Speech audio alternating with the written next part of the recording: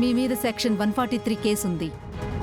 మీరు చేసిన ఆ తప్పుని ఒప్పుకొని కోర్టు వేసే జరిమానాని కట్టుకొని వెళ్ళిపోతానంటే తుది తీర్పుని ఇప్పుడే వెల్లడిస్తాను.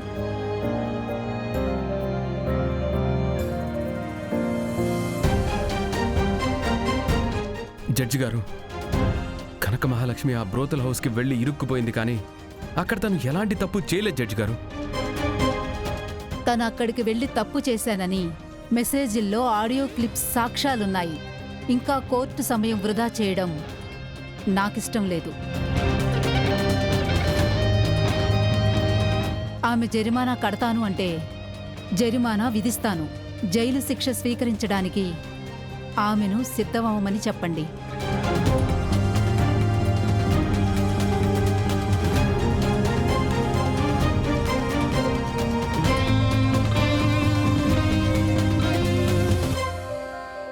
జడ్జి గారు, ఒక్క క్షణం. అసలు ఏ తప్పు చేయని ఒక అమ్మాయి మీద వ్యభిచారం అనే కేసు వేస్తే అది ఆమె నిందని జీవితాంతం మోయాలి. సమాజంలో అందరూ తనను తప్పు చేసిన వ్యక్తిగానే చూస్తారు.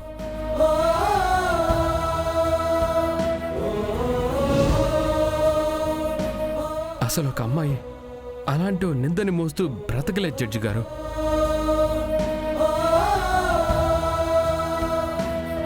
దయచేసి నాకు ఒకే ఒక్కరోజు టైం ఇవ్వండి. ఇదొక ఆడపిల్ల పరువుకి సంబంధించిన విషయం. మీకు చేతులెత్తి మొక్కుతున్నా జడ్జి గారు.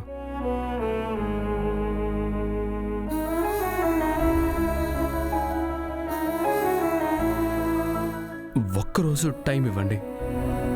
నేను కనక మహాలక్ష్మి ఏ తప్పు చేయలేదు, తన అనుకోకుండా వెళ్ళి ఇరుక్కుపోయిందని నేను నిరూపిస్తాను.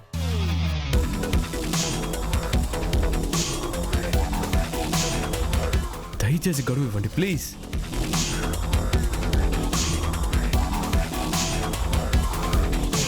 Objection your honour.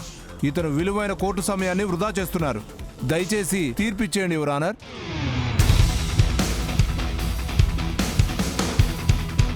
జడ్జి గారు ప్లీజ్ అండి, నాకొక్క అవకాశం ఇవ్వండి ప్లీజ్. సరే, ఇప్పుడు టైము 2 అయింది. మీకు 24 గంటల సమయం ఇస్తున్నాను. రేపటి వరకు ఈ కేసుని వాయిదా వేస్తున్నాను.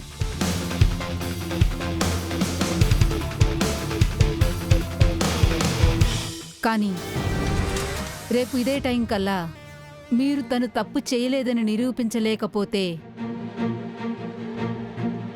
తనకి జరిమానాతో పాటు శిక్ష కూడా వేయిస్తాను.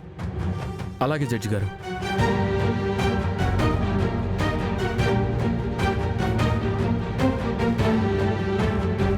Now, the court is adjourned.